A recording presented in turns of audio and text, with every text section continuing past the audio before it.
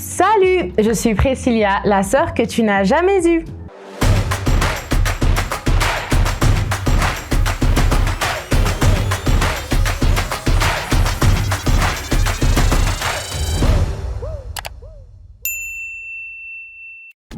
Bonjour et bienvenue encore une fois sur ma chaîne YouTube. Alors aujourd'hui, on va parler d'un sujet hyper intéressant et qui me tient vraiment à cœur, c'est comment entretenir la présence de Dieu chez soi. Avant de commencer, n'oubliez pas de liker, de vous abonner, surtout vous abonner et d'activer la cloche des notifications pour être tenu au courant lorsque je poste une nouvelle vidéo. Maintenant, on va commencer notre vidéo.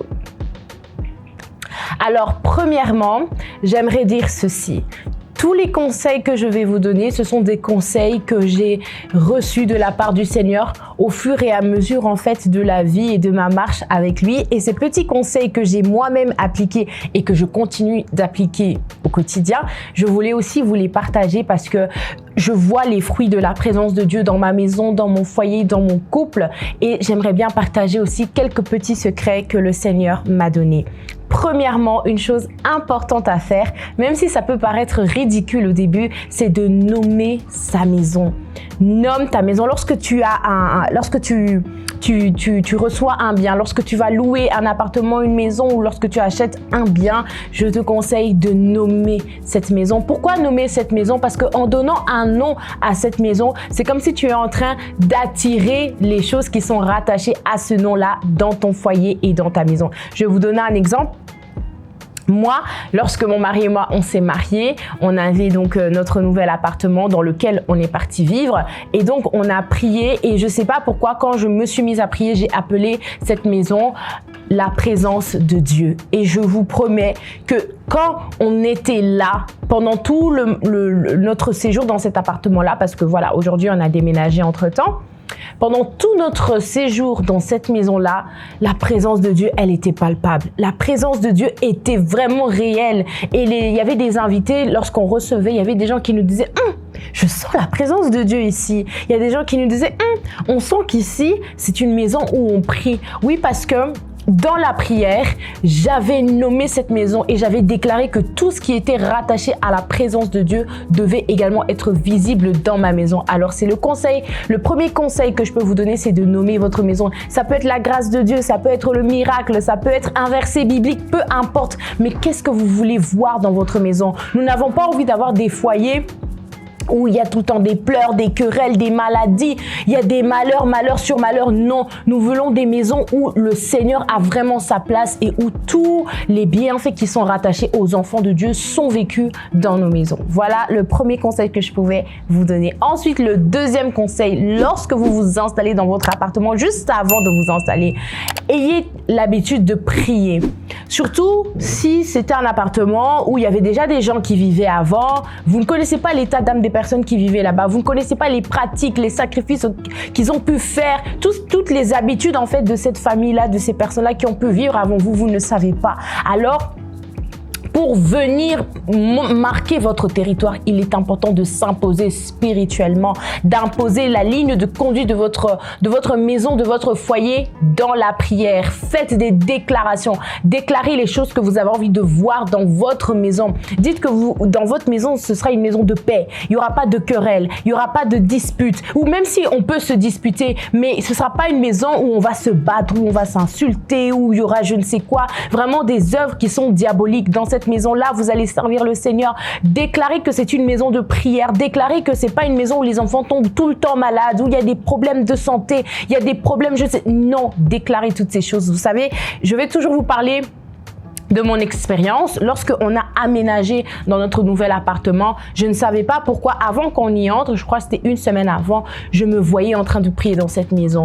Et je disais à mon mari, je dis non, cette maison-là, ce sera une maison de prière. Il va vraiment falloir qu'on prie beaucoup dans cette maison-là parce que c'est une maison où on va obtenir des choses, nous allons demander des choses au Seigneur et nous allons les obtenir dans la prière. Donc, il faut qu'on prie encore plus qu'avant lorsqu'on sera dans cette maison parce qu'on verra verras la main de Dieu.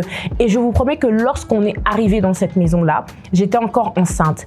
On a déclaré des choses, mon mari et moi, et aussi fou que ça pouvait paraître, aujourd'hui on est en train de vivre les choses que nous avons déclarées. Alors qu'en ce temps-là, on déclarait des choses qu'on ne voyait même pas.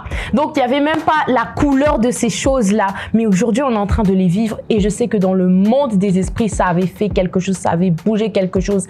Déclarer que même si il peut avoir la guerre, il peut avoir beaucoup de crises, de problèmes dans le monde, dans le quartier, lorsque vous entrerez dans votre maison sera un havre de paix. Déclarer toutes ces choses que vous avez envie de voir dans votre foyer, dans votre famille, dans votre couple, dans votre vie personnelle. Déclarez ça pour votre maison et vous vivrez cela. Je le dis encore, la parole de Dieu nous déclare que la vie et la mort sont au pouvoir de la langue. Donc, il est très important d'utiliser nos bouches et de parler sur nos propres vies, de dire les choses, d'appeler à l'existence des choses qui n'existent pas par la foi au nom de Jésus-Christ. Le troisième conseil que je vais vous donner, c'est d'instaurer une vie de prière quotidiennement. C'est bien de nommer la maison, c'est bien de prier avant de s'installer dans la maison, mais comme j'ai dit, il faut entretenir la présence de Dieu.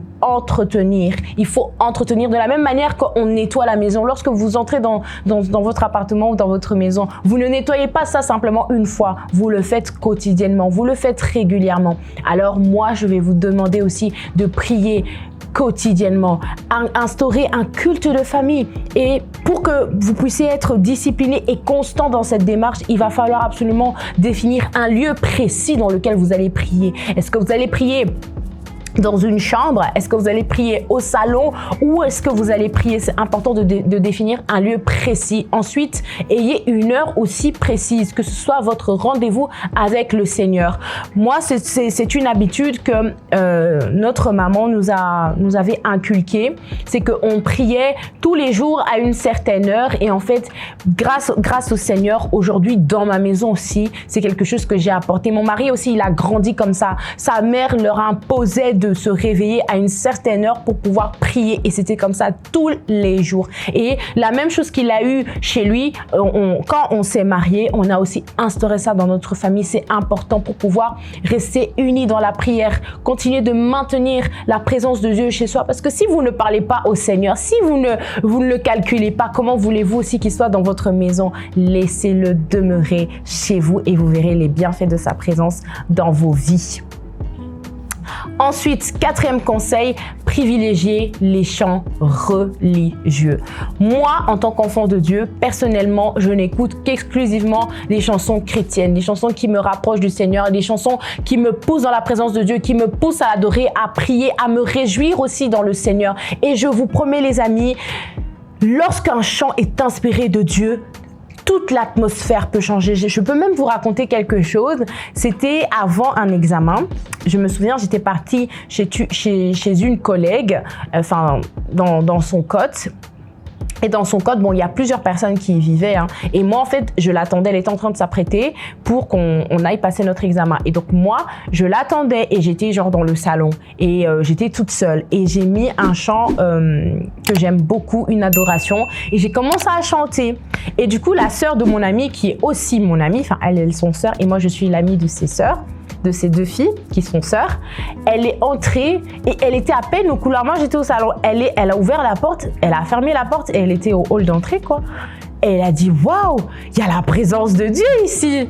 Tu vois, genre, en fait, ça peut paraître fou, mais je vous promets que les chants chrétiens, des chants inspirés du Saint-Esprit maintiennent la présence de Dieu. Parce que, vous savez, on écoute la musique, mais il faut savoir que dans chaque chant, chaque cantique est inspiré. Chaque cantique vient de quelque part. Chaque cantique vient d'un bagage spirituel qui accompagne l'artiste. Et toi, tu écoutes un certain artiste. Il y a des chants qu'on écoute, ça vous donne envie de vous énerver. Ça vous donne envie de commettre l'impudicité. Et ce ne sont pas des valeurs qu'on a envie de promouvoir dans nos maisons, nous, en tant qu'enfants de Dieu. Alors, privilégiez les chants chrétiens, c'est très important pour maintenir la présence de Dieu dans vos maisons.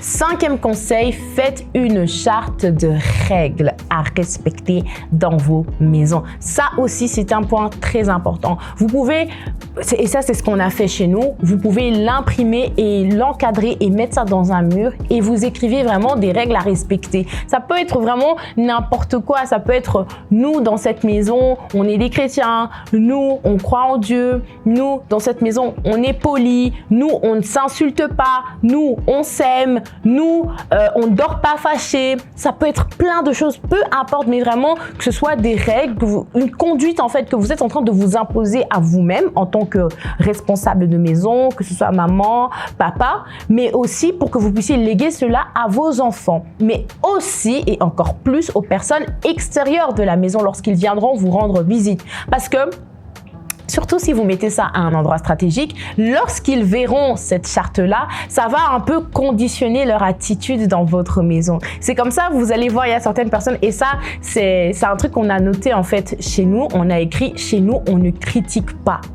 Et du coup, à chaque fois que les gens ils viennent, lorsqu'ils sont assis, ils lisent ça, ils regardent, ça les fait un peu sourire. Et je me souviens même, il y a quelqu'un qui nous a dit « Eh, ah, bah, tout est ». Donc ici, on peut pas critiquer les gens. Et ça, ce sont des choses que mon mari et moi, on s'était dit déjà dans notre vie. C'est un principe, on s'est dit, nous, on critique pas les gens et encore moins les serviteurs de Dieu. Nous, si tu viens chez nous et que tu commences à critiquer un serviteur de Dieu, un pasteur ou quoi, peu importe qu'il ait tort, qu'il ait bien fait ou je ne sais pas quoi, nous, on va te stopper, on va te dire, ce genre de choses, ça apporte des malédictions dans les maisons, dans les familles. Nous, on n'a pas envie d'avoir des problèmes avec Dieu. Donc, nous préférons que tu puisses te taire. On change de sujet. Bref, ça va vraiment conditionner les personnes qui vont venir chez vous à respecter aussi votre façon de voir les choses et votre façon de vivre, mais aussi à vous-même, ça va vous rappeler certaines choses. Dans notre charte, par exemple, je me souviens, on a écrit aussi « On ne dort pas fâché ». Et je me souviens, il y a un jour où je me suis endormie, j'étais fâchée contre mon mari.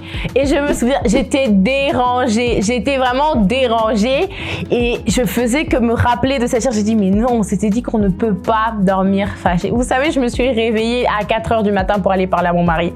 Tellement que j'étais pas à l'aise en fait. Et c'est quelque chose de très bien parce qu'au final, ça permet de garder une certaine harmonie et cohésion familiale. 6e point, ça c'est l'avant-dernier point, être strict sur les personnes qui viennent vous rendre visite.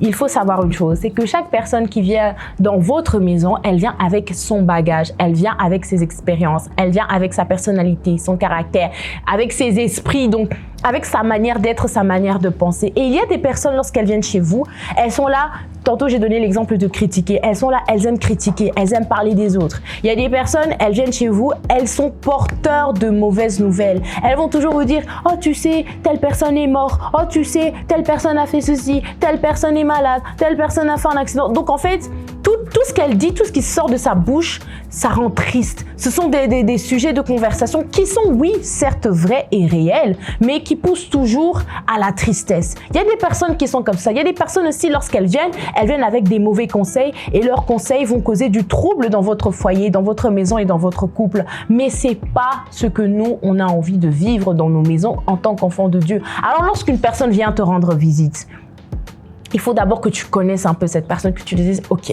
est-ce que cette personne-là, elle est d'une bonne influence? Elle est comment? Qu'elle puisse, lorsqu'elle va venir, de quoi on va parler? Comment ça va se passer? Etc., etc.